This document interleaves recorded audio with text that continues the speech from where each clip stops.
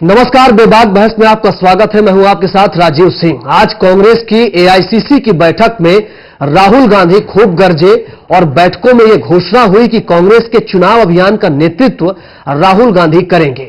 इस घोषणा के बाद राहुल गांधी ने लोकसभा चुनावों के लिए बिगुल बजा दिया और बैठक में बोलते हुए उन्होंने यूपीए की उपलब्धियों से भी बात शुरू की और उनकी आवाज भी पहले के मुकाबले ज्यादा तेज और तल्ख थी। लेकिन राहुल की गर्जना में कितना दम है, कांग्रेस की नैया क्या वो पार लगा पाएंगे? हमारी बहस का मुद्दा आज यही है।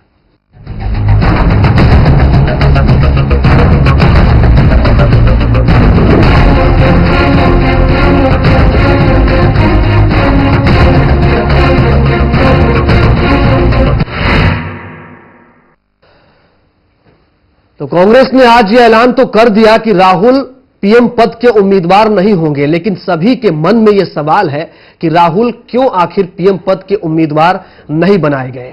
कांग्रेस ने क्यों यह फैसला लिया? क्या मजबूरी थी और कितना यह जरूरी था? देखिए पहले यह रिपोर्ट, बातचीत करेंगे।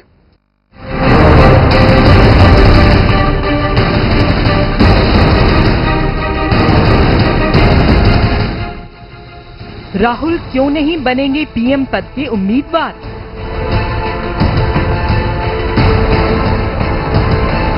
कांग्रेस ने क्यों लिया ये फैसला? क्या कांग्रेस के युवराज नहीं बनेंगे पीएम?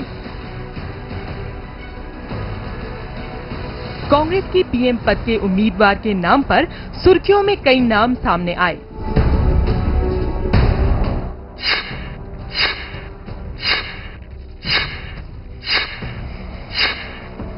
लेकिन आखिरकार सुई राहुल पर जाकर अटक गई थी। लेकिन अब ऐसा क्या हो गया कि कांग्रेस ने राहुल को पीएम उम्मीदवार न घोषित करने का फैसला ले डाला?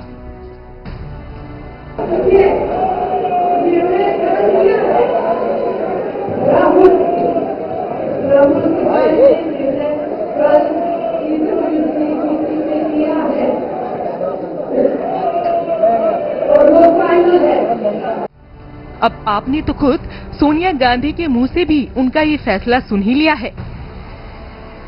लेकिन ये तो तय हो ही गया है कि राहुल लोकसभा चुनाव में कांग्रेस का नेतृत्व करेंगे। लेकिन सूत्रों की माने तो कांग्रेस ने ये फैसला काफी सोच समझ कर लिया है, क्योंकि 5 राज्यों में विधानसभा चुनाव में भारी हार के बाद राहुल की छवि को जनता के सामने बनाए रखने के लिए कांग्रेस का ये फैसला जरूरी था, जिससे स्थायी तौर पर पहुंचने वाले नुकसान से बच जाएंगे राहुल। और खासकर तब जब उन्हें जोरदार टक्कर देने के लिए उनके सामने खड़े हैं बीजेपी के मास्टर स्ट्रोक कहे जाने वाले नरेंद्र मोदी, जो कि कई मायनों में उन पर भारी हैं।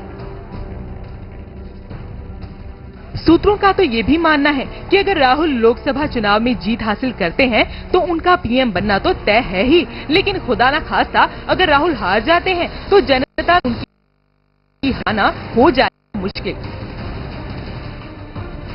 और असल बात तो ये भी है कि कांग्रेस अभी ये भी तय नहीं कर पाई है कि असल में चुनाव किस मुद्दे पर लड़ा जाए, क्योंकि भ्रष्टाचार और विकास को उनके विरोधी मुद्दा बना चुके हैं। हालांकि इन मुद्दों की मजबूत काट भी अभी कांग्रेस को तलाशनी है। ऐसे में राहुल को पीएम उम्मीदवार बनाने से उनकी चुनौती बढ़ ही जाती। इन सब कारणों के अलावा एक मजबूत वजह तो ये भी है कि अब तक राहुल को जो जिम्मेदारी दी गई थी उन पर भी वो पूरी तरह से खरे नहीं उतर पाए हैं। फिलहाल और भी ऐसे कई सवालात हैं जिनका जवाब समय की गर्भ में है। हम तो सिर्फ इंतजार ही कर सकते हैं। मनु लखोत्रा की रिपोर्ट, चैनल 1 न्यूज। और कांग्रेस अध्यक्ष सोनिया गांधी ने दिल्ली के तालकटोरा स्टेडियम में अखिल भारतीय कांग्रेस कमेटी की बैठक को संबोधित करते हुए कहा कि कांग्रेस में प्रधानमंत्री पद का उम्मीदवार घोषित करने की परंपरा नहीं है। क्या कुछ कहा उन्होंने, पहले सुनिए, बातचीत करेंगे। अपनी एक खूबी हमने कभी नहीं छोड़ी और वो खूबी है अपने को हमेशा जीवंत बनाए रखना और बदलती हुई परिस्थितियों में जोरदार तरीके से आगे बढ़ना। एक और भावना जिसने हमेशा हमारा साथ दिया है और वो है हमारी लड़ने की हिम्मत। जी, तो एआईसीसी की बैठक में दरअसल नजर जिस बात पर थी वो ये थी कि आखिर कांग्रेस की रणनीति क्या होती है और किन रणनीतियों के तहत इस बैठक के बाद कांग्रेस सामने आएगी, क्योंकि माना यह जा रहा था कि ये चेहरा बदलने की कवायद है।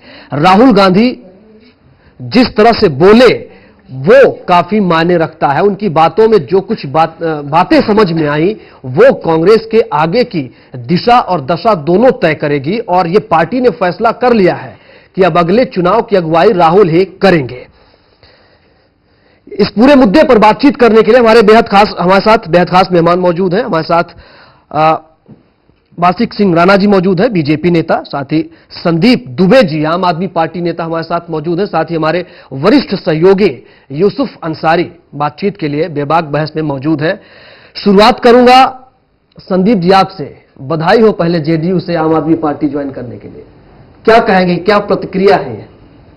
देखिए, जो भ्रष्टाचार के खिलाफ पूरे देश में जो लड़ाई है, विभिन्न विभिन्न मंचों पे काम करने वाले लोगों को अब एक मंच पे आके काम करने की जरूरत है, क्योंकि ये मुद्दा भाजपा और कांग्रेस दोनों जो बड़ी पार्टियां इस देश की, जो व्यवस्था परिवर्तन की बड़ी बड़ी बातें करती हैं और आम जनता से छल कपट करती हैं, तो इनसे जनता को छुटकारा दिलाने के लिए जरूरी है कि आम आदमी सब एक साथ इकट्ठा हो, है ना, और मिलकर हम सब लोग मिलकर काम करें। देखिए, जो सबसे बड़ी बात है आज देश के सामने वो महंगाई और भ्रष्टाचार है, और इन दोनों मुद्दों को ये दोनों बड़ी पार्टियां कम नहीं काट रही हैं। इनकी लड़ाई ये है कि ये कभी मोदी जी को ले आती हैं, कभी राहुल जी को ले आते हैं, और ये लोग मोदी वर्सेस राहुल और सांप्रदायिकता वर्सेस गैर सांप्रदायिकता की जो राजनीति शुरू हुई है भारत में, इससे जब तक इस देश को निजात नहीं मिलेगा और आम आदमी जब तक खड़ा नहीं होगा तो हम भाईचारे की राजनीति नहीं कर सकते। और आज जरूरी है कि वो चाहे हिंदू हो, मुस्लिम हो, सिख हो, ईसाई हो, सभी जाति धर्म की जो नौजवान पीढ़ियां हैं वो अब इन सब बहकाव में नहीं आना चाहती, एक साथ इकट्ठा होकर संघर्ष करना चाहती है। ठीक है, जिन जिन बातों का जिक्र राहुल गांधी ने किया, लगता है कि वो आम आदमी से जुड़े हुए हैं, और कांग्रेस की जो स्थिति है, क्या आम आदमी राहुल गांधी की ये बातें समझ पाएगा? देखिए, आम आदमी कहां राहुल जी की बात समझ रहा है। मैं तो अभी अमेठी गया था, वहां से कुमार विश्वास जी लड़ रहे हैं हमारे पार्टी के, मैंने देखा कि वहां पे इतनी ज्यादा लोगों में गुस्सा है इस सरकार के प्रति, कांग्रेस के प्रति। वहां कुछ विकास ही नहीं हुआ, इतनी गरीबी है, वहां अभी भी झोपड़ियों की स्थिति जाके देखिए। तो हमें लगता है कि आम आदमी आज बहुत गुस्से में है, और आम आदमी को एक संभावनाएं दिखी है स्वराज की परिकल्पना के साथ, क्योंकि ये तो गांधी की पार्टी थी। ये लोग कहते हैं कि गांधी जी की पार्टी हमारी है, लेकिन ये लोग गांधी और गांधी की विचारधारा को तो भूल गए। इन्होंने कभी स्वराज की परिकल्पना के साथ इस भारत में राजनीति नहीं करी, और आज जब अरविंद जी के नेतृत्व में ये काम हो रहा है, स्वराज पे काम हो रहा है, तो दोनों पार्टियों के पेट में बहुत ही दर्द है, क्योंकि एक अच्छी बात जहां निकल रही है वो लोग नहीं चाहते कि अच्छी बात इस देश में कहीं बहुत आगे बढ़े। चलिए बासिक जी के पास जाओ, इससे पहले हमारे वरिष्ठ सहयोगी यूसुफ जी हमारे साथ हैं। यूसुफ जी, क्या लगता है, जिन जिन बातों पर पहले से ये संदेह जताया जा रहा था कि पीएम कैंडिडेट पर चर्चा होगी, ऐलान होने की बात जब आई तो कल ये बात सामने आई कि पीएम कैंडिडेट ऐलान नहीं होगा, संविधान का हवाला दिया गया कांग्रेस की तरफ से कि ये हमारे कल्चर में नहीं है, ये सिर्फ कल्चर का मसला है या फिर मजबूरी है? अभी नहीं राजीव, ये कल्चर मजबूरी नहीं है। हाँ। दरअसल ये सारे कयास जो लग रहे थे वो हम लोगों की तरफ से कयास लग रहे थे। कांग्रेस पार्टी ने, मुझे बता दीजिए, चुनाव से 1952 का पहला चुनाव हुआ है और अब 15 बार चुनाव हो चुके हैं, 16वीं लोकसभा के चुनाव होने जा रहे हैं। कांग्रेस ने कब किसी को प्रधानमंत्री प्रोजेक्ट करके चुनाव लड़ा है? कांग्रेस ने कब कहा कि हमारा प्रधानमंत्री ये होगा? ठीक है, जो प्रधानमंत्री है, मान लीजिए नेहरू प्रधानमंत्री थे तो 3 चुनाव नेहरू के सामने हुए, 52 का हुआ, 57 का हुआ और 62 का हुआ, तो क्लियर था कि नेहरू है तो नेहरू रहेंगे जी। तो कांग्रेस की ये कल्चर कभी नहीं रहा। ये कांग्रेस को ये बात ऑन रिकॉर्ड कहनी पड़ी, जो कांग्रेस के नेता बार बार कहते थे ये बात, लेकिन पार्टी में एक मांग थी, जबरदस्त मांग थी, आज भी मांग उठी पूरे सेशन में, अलग अलग लोगों ने कहा कि उन्हें प्रधानमंत्री प्रोजेक्ट करना चाहिए। लेकिन कांग्रेस जो संविधान में जो तरीका है हमारे यहाँ के चुने हुए सांसद ही नेता चुनते हैं प्रधानमंत्री बनने के लिए, या विधायक होते चुनते हैं। और बीजेपी इस परंपरा को आगे, बीजेपी का हमेशा रहा शुरू से कि बीजेपी चाहती है कि देश में एक ऐसा डेमोक्रेटिक सिस्टम बने जिसमें प्रधानमंत्री सीधे चुना जाए। बीजेपी की अपनी आइडियोलॉजी ये है, इसलिए अटल बिहारी वाजपेयी भारतीय जनसंघ के जमाने से प्रधानमंत्री पद के उम्मीदवार हुआ करते थे और वो लगातार रहे। और जब वाजपेयी 98 में प्रधानमंत्री बने तो उन्होंने संविधान समीक्षा आयोग बनाया था, जिसमें यह था कि इस परिपाटी को बदल के अमेरिकन सिस्टम जो चुनाव का है वो लागू किया जाए। बहरहाल वो वेंकट चलैया जी के नेतृत्व में संविधान समीक्षा आयोग बना, उसकी रिपोर्ट आई और फिर वो रद्दी की टोकरी में चली गई। उस पर किसी ने आगे कोई कार्रवाई नहीं हो पाई। लेकिन कांग्रेस का ये शुरू से रहा है कि हम प्रधानमंत्री प्रोजेक्ट नहीं करेंगे, शुरू से ये बात क्लियर थी। ठीक है, क्या इसमें ये है यूसुफ जी की ये डर है कांग्रेस के अंदर कि अगर प्रधानमंत्री पद का उम्मीदवार घोषित किया जाता राहुल गांधी को तो वो तुलना होने लगती उनकी नरेंद्र मोदी से, उसमें वो कमजोर साबित होते। ये तुलना तो अभी भी हो रही है और कमजोर साबित हो रहे हैं, इसमें कोई दो राय वाली बात नहीं है। लेकिन कांग्रेस के पास विकल्प नहीं है, कांग्रेस के पास विकल्प नहीं है। राहुल के अलावा कोई दूसरा आदमी ऐसा नहीं है जो शख्सियत, हालांकि मैं कहूं एक पत्रकार होने के नाते, एक देश का आम नागरिक होने के नाते, मैं मानता हूं कि 2014 का जो लोकसभा चुनाव हो रहा है वो शख्सियत के बीच एक जंग हो रही है। प्रधानमंत्री कौन बनेगा, ठीक है, मोदी बनेंगे, राहुल बनेंगे या केजरीवाल बनेंगे, मुद्दों की बात नहीं हो रही है। तो शख्सियत की जंग के बीच मुद्दे कहीं गौड़ हो रहे हैं, जबकि मुद्दे बात का जिक्र राहुल गांधी ने भी कहा कि पैकेजिंग की जो राजनीति हो रही है उसमें मुद्दे जो है वो छूट रहे हैं। मैं आपके पास आऊंगा, वासिक सिंह जी हमारे साथ हैं। क्या लगता है आपको वासिक सिंह जी, जो कुछ बातें निकल कर आई इसमें, क्या वो कांग्रेस इसके सहारे चुनाव में जाएगी तो उसको वो आम आदमी, जिस आम आदमी के एक बार फिर से खोज में वो लगी है कि जहां से उसका कनेक्शन कट गया है, वो कामयाब हो पाएंगे? दरअसल चुनाव से पहले, जो 4 चुनाव हुए इनसे पहले प्रधानमंत्री मनमोहन सिंह जी ने के विदेश से आते में ये कहा था कि अगले जो हमारे नेता रहेंगे वो राहुल जी रहेंगे, मैं उनके नेतृत्व में काम करूंगा। और उनकी जब मंशा यही थी कि प्रधानमंत्री हमारे अगले इनको राहुल जी को डिक्लेयर कर दिया जाए। पर पिछले 4 चुनावों में जो बुरी तरह से जो हार है, उससे उनको लगा कि इस तरह से कि इनके पास तो एक मोहरा बचा है, अगर उसी को बुरी तरह सामने फेल कर लिया तो राजनीति कांग्रेस की बहुत संकट में पड़ जाएगी। ठीक है। और उनके ही एक सहयोगी जो आम पार्टी है, उन्होंने अभी माननीय केजरीवाल जी ने कहा था कि कांग्रेस तो लड़ाई में ही नहीं है। जो पार्टी कल अभी 1 साल पहले बनी है, उसका ये मानना है कि कांग्रेस को लड़ाई में नहीं है। इस तरह का बयान उनकी एक सहयोगी पार्टी से आया है। तो मुझे नहीं लगता कि इस सब चीज को, परिस्थिति को देखते हुए कांग्रेस ये हिम्मत कर पाए कि राहुल जी को प्रधानमंत्री पद आपके लिए आप, हाँ, ये मतलब आप बार बार ये कोशिश करते हैं। अटल बिहारी वाजपेयी जब थे तब भी ये बात आई थी कि साहब कांग्रेस प्रोजेक्ट करे, हमारे मुकाबले का कौन है। ये आपकी राजनीति है और कांग्रेस की राजनीति है। माफ करना, कांग्रेस लगातार ये दबाव बनाती रही है जब तक मोदी जी निकले नहीं है। तो आप बयान याद करो कि ये बात उठती रही है बीजेपी कांग्रेस की तरफ से कि आप अगर करें, माफ करना यूसुफ भाई, आपने देखा होगा ये कांग्रेस ने बहुत दबाव क्यों बनाया भाई, जब वो खुद दूसरी पार्टी से तो उम्मीद करती है कि वो अपना नेता डिक्लेयर करे, क्योंकि बीजेपी के अंदर क्योंकि बीजेपी की परंपरा रही है। हार के बाद जब प्रेस कॉन्फ्रेंस हुई थी यूसुफ जी, जब हार के बाद प्रेस कॉन्फ्रेंस हुई थी, सोनिया गांधी जी ने भी ये बात कही थी। राहुल गांधी, सोनिया गांधी जब सामने आए थे मीडिया के, सोनिया गांधी ने यह बात कही थी कि समय आने पर प्रधानमंत्री पद के उम्मीदवार का ऐलान होगा। अब समय आने पर होगा, ये बात बिल्कुल कही थी उन्होंने। तो यानी कि चुनाव के बाद का समय होगा, हो गया ऐलान कि हमें नहीं करना प्रोजेक्ट, फैसला हुआ क्या हुआ कि नहीं करना तो नहीं करना, उनकी पार्टी है, वो जो फैसला करें। जी, उनकी पार्टी। ठीक है, हमारे साथ डॉक्टर सुब्रकमल दत्ता जी जुड़ चुके हैं बातचीत करने के लिए, उनके पास चलेंगे। दत्ता साहब, क्या लगता है आज राहुल गांधी ने जिस यंग मैन की तरह एक बार फिर वो दिखाई पड़े पूरे जोशो खरोश में, जो बातें कही उन्होंने, जो मुद्दे उठाए, वो कांग्रेस की कायाकल्प के लिए काफी है?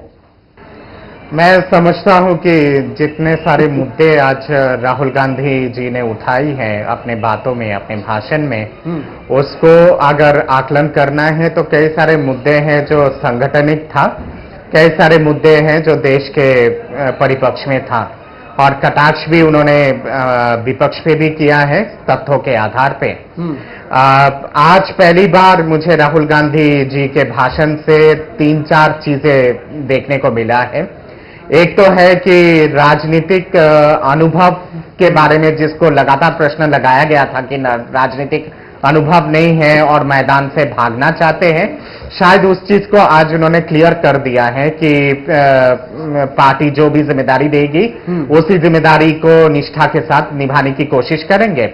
दूसरी बात यहाँ पे मुझे राहुल गांधी में आज फिलोसॉफिकल राहुल गांधी भी दिखाई दिया, स्टेट्समैन वाला राहुल गांधी भी दिखाई दिया, उसके साथ साथ एक जुझारू यंग एंग्री मैन भी दिखाई दिया। और सबसे बड़ी बात है कि कहीं ना कहीं पे जिन सब चीजों के चलते इतना ज्यादा विवाद हो रहा था और जिन सब चीजों के चलते आम जनता के अंदर इतना हताशी थी गवर्नेंस को लेके, वो भी उन्होंने एक्सेप्ट किया है और उन्होंने माना है कि सरकार की कमी रही है, चाहे प्रेजेंट सरकार की कमी हो या फिर उससे पहले की सरकार की कमी हो। उन्होंने एक सिस्टमेटिक परिवर्तन की बात उन्होंने की है और कहा है कि यह सिस्टमेटिक परिवर्तन तभी हो सकता है जब सब पार्टी इस पे भागीदार हो और एक देश के हित में सोचे चीजों को लेकर। दूसरी बात यहाँ पे कहीं ना कहीं पे इनडायरेक्टली उन्होंने मैसेज भी पहुंचाने की कोशिश की है कि ये जो उदारीकरण का जो नीति है, जो एक आग बंद करने वाला नीति है, जिसके चलते लोग इतना ज्यादा वंचित हो गए हैं आर्थिक दृष्टिकोण से, उस पे पुनः सोच की बहुत आवश्यकता है। और उसी पे स्पेशली दो चीजों का उन्होंने पहल किया है। एक तो है कि बिलो पॉवर्टी लाइन के लोगों को लेकर जो उन्होंने बात की है, और उसके बाद जो एबव पॉवर्टी लाइन, जो मतलब कि मध्यम वर्ग के नहीं है, उनके जो बेसिक जो इश्यूज है जिसके चलते वो लोग लगातार कमजोर हो रहे आर्थिक दृष्टिकोण से, उसको कैसे एड्रेस करना है और उसको किस तरह से उन सब चीजों का समाधान निकालना है। ठीक है दत्ता साहब, लेकिन इन बातों के बाद क्या लगता है कि कांग्रेस के जिन चीजों पर हम बात कर रहे हैं, खासकर कि राहुल गांधी जी का ये बयान, कांग्रेस की इस मीटिंग में जो कुछ निकल करके अब सामने आया है, जिसके सहारे अब पार्टी चुनाव में जाएगी, वो कितना कारगर साबित होगी? क्या ये काफी होगा? क्या राहुल गांधी की इन बातों पर वो विश्वास जाग पाएगा आम आदमी का? जहां विश्वास की जहां बात आती है, वो तो 2014 का चुनाव का नतीजा तय करेगा कि किस पार्टी पे लोगों की कितनी विश्वास है। पर हाँ, ये जरूर है कि जहां पे लग रहा था कि कांग्रेस बिल्कुल सीन में नहीं है 2014 के चुनाव को लेके, और हाल ही में जो करारी हार हुआ है असेंबली इलेक्शन पे, उसके बाद जो एक मायूसी और हताशी जो थी कांग्रेस के अंदर, वो कहीं ना कहीं आज दूर करने में काफी हद तक कामयाब हुए हैं। और अपेक्षित ये है कि भाजपा की जो राष्ट्रीय कार्यकारिणी कल और परसों जो होगा, और उसके बाद नरेंद्र मोदी जी का जो भाषण होगा और किस तरह से जवाब देते हैं राहुल गांधी के भाषण का मुद्दों के आधार पे और तथ्यों के आधार पे, वो बहुत महत्वपूर्ण होगा। और मैं समझता हूं कि उसके बाद ही हमारे देश के राजनीति में एक अजीब तरह का मतलब एक राजनीतिक आकलन और एक राजनीतिक चीजें हो सकती है। हाँ, मैं संदीप जी के पास जाऊं इससे पहले यूसुफ जी आपके पास आना चाहूंगा। जिस बात की एक और जिक्र हो रही है कि कांग्रेस की इस बैठक में कोई मुद्दा निकलकर सामने नहीं आया, जिस मुद्दे के सहारे कांग्रेस जाए और आम आदमी को, जिस आम आदमी की बात कांग्रेस कर रही है, उसको भरोसा दिला पाए कि हाँ कांग्रेस अब आपकी ये लड़ाई लड़ने वाली है। ठीक है, कई मुद्दों का जिक्र भले ही वो राहुल गांधी ने किया, ऐसी बात नहीं है। इस अधिवेशन के जरिए कांग्रेस ने कई संदेश दिए हैं। कांग्रेस परिपाटी बदलने को तैयार है। ठीक है, कांग्रेस ने आज जो नौजवानों को बोलने का मौका दिया इतने बड़े मंच पर, वो एक बड़ी बात थी। और नौजवानों में 2-3 लोग बहुत अच्छा बोले, उम्मीद जगाने वाले भाषण रहे, चाहे वो अशोक गहलोत का रहा हो, अशोक तंवर का रहा हो, रागिनी नाइक जो कांग्रेस की उभरती हुई नेता हैं, वो बहुत अच्छा उन्होंने आज भाषण दिया और बहुत उम्मीदें जगाई, तालियां बहुत बटोरी। मीनाक्षी नटराजन आज बहुत अच्छा बोली। कुल मिलाकर के कांग्रेस ने ये एक साफ संकेत दे दिया है कि बुजुर्गों के आशीर्वाद के साथ जो नौजवान जोश है, तजुर्बे के साथ जोश का एक जो कॉम्बिनेशन दिया है, वो बहुत गजब की बात है। क्योंकि आम आदमी सामने है, युवा सामने है, नरेंद्र मोदी के पीछे युवा दीवाना हो रहा है। तो तमाम मुद्दों को देखते हुए मुझे लगता है कि कांग्रेस ने राहुल गांधी की पूरी टीम जो उन्होंने खड़ी की है, आगे कर दिया है। राहुल गांधी ने 4 साल पहले इसी मंच से एक आह्वान किया था कि आप लोग आइए, हम आपको राजनीति में हिस्सेदारी दिलाएंगे। तब काफी लोगों ने मजाक उड़ाई थी, इवन की हमने भी कहा था कि कहां दिलाएंगे, क्योंकि आपकी टीम में पूरे वही जितिन प्रसाद हैं, राजेश पायलट के बेटे हैं, मुरली देवड़ा के बेटे हैं। लेकिन उसके बावजूद अगर आप देखें तो अशोक तंवर, मीनाक्षी नटराजन, ये दो ऐसे सांसद हैं जो बिल्कुल आम परिवारों से आते हैं, इनको टिकट दिया पार्टी ने, पैसा खर्च करने को लिया और वो जीत कराए। मीनाक्षी नटराजन ने तो जो पैसा मिला था उसमें से जो बचा था वो भी वापस पार्टी को कर दिया था, ये हम लोगों को अच्छी तरह याद है 2009 के बाद। तो आज वो तमाम जो अलग अलग क्षेत्रों से यूथ कांग्रेस में या एनएसयूआई में संगठन में जो जीत कर आए हैं उनको काफी मौका दिया गया। तो कांग्रेस ने आज ये कोशिश की है कि जो आम आदमी पार्टी प्रयोग कर रही है, जो बीजेपी प्रयोग कर रही है, वो प्रयोग कांग्रेस में ऑलरेडी चल रहा है, मकसद सिर्फ उसको सामने लाने की जरूरत है, ये मैसेज देने में कांग्रेस धार देने का है। जी दूसरी बात, जिन मुद्दों पर लोकसभा चुनाव अब लड़ा जाएगा या लड़ा जाना चाहिए, उन मुद्दों पर सारी बात आ गई है। महिला आरक्षण की खुलकर राहुल गांधी ने वकालत कर दी है महिलाओं को रिझाने के लिए, और हो सकता है कि अगले सेशन में जो 5-6 दिन का होगा महिला आरक्षण विधेयक पास हो जाए, हो सकता है, अभी गारंटी नहीं कह सकते। उसके अलावा जो 3 सिलेंडर उन्होंने और मांग लिए महिलाओं के लिए, तो कहीं ना कहीं उन्होंने एक आम आदमी से जो एक कनेक्शन टूट गया था उसे रिकनेक्ट करने की कोशिश की है और कांग्रेस के कार्यकर्ताओं को रिचार्ज करने की कोशिश की है। इसमें राहुल गांधी आज कामयाब हुए हैं, जैसे कि एसके दत्ता ने भी इस बात को माना है। ठीक है, मैं बासिक सिंह जी आपके पास आना चाहूंगा। बीजेपी को भी निशाने पर लिया राहुल गांधी ने, ये कहा कि कुछ लोग मार्केटिंग बड़ी शानदार करते हैं, गंजे को कंघा बेच रहे हैं, गंजे को भी कंघी बेच रहे हैं। आप लोग गंजे को कंघी बेच रहे हैं। देखिए, आज जो राहुल जी जो भी कुछ बोले, मैं ये पूछना चाहता हूं कि पिछले 10 साल में तो इन्होंने कुछ किया नहीं, और इनकी कथनी और करनी में हमेशा बड़ा फर्क रहा है। किसी गरीब लेडी के घर जाना, उसके यहाँ खाना खाना, उसके बाद वो भूखी मर रही है, उसके घर वाले की नौकरी छूट गई है, वो कहाँ गई है, उसको कभी फॉलो अप नहीं करते। कोई भी मुद्दा इनका रहा, वो सिर्फ मुद्दे उछालते हैं, उन मुद्दों पर कार्यान्वित करने का इनका कोई इरादा न कभी था न है। और आज जिस तरह की बात इन्होंने की है, मैं मानता हूँ भाई जोश में भाषण दिया है, पर जोश से देश नहीं चलता। यहाँ 80% लोग गांव में रहते हैं, किसान आदमी हैं, उस मुद्दे पर ये कुछ नहीं बोले। हमारा जो काला धन है सारा विदेश में फंसा हुआ है, लोग ने यहाँ से ट्रांसफर किया है, बेईमान लोगों का सब पैसा वहाँ है, उस विषय पे ये नहीं बोले। और ये महंगाई 3 महीने में कम करने की बात बोल रहे हैं। 10 साल से नहीं इन्होंने इस बारे में सोचा, अब 3 महीने क्योंकि चुनाव आ रहे हैं तो महंगाई इनको कम करनी पड़ेगी। भ्रष्टाचार में पूरी सरकार, प्रधानमंत्री कार्यालय, प्रधानमंत्री सब लिप्त है, उस मुद्दे पर कोई नहीं बोले। तो आज इनकी बातों पर कौन यकीन करेगा कि चुनाव, अगले चुनाव में तो हारने वाले हैं। इनका एक बात तो उन्होंने मान ली कि मार्केटिंग में आप शानदार हैं, मार्केटिंग में आप शानदार है। भाई आप ये बीजेपी के मुझे भ्रष्टाचार की बातें तो बड़ी अजीब लगती हैं। अभी येदियुरप्पा को उन्होंने वापस ले लिया है, जो जेल जा चुके हैं, उस पर कौन से भ्रष्टाचार। देखिए, नंबर 1 तो वो बात तो जग जाहिर है, फिर वो 17 मंत्री आपके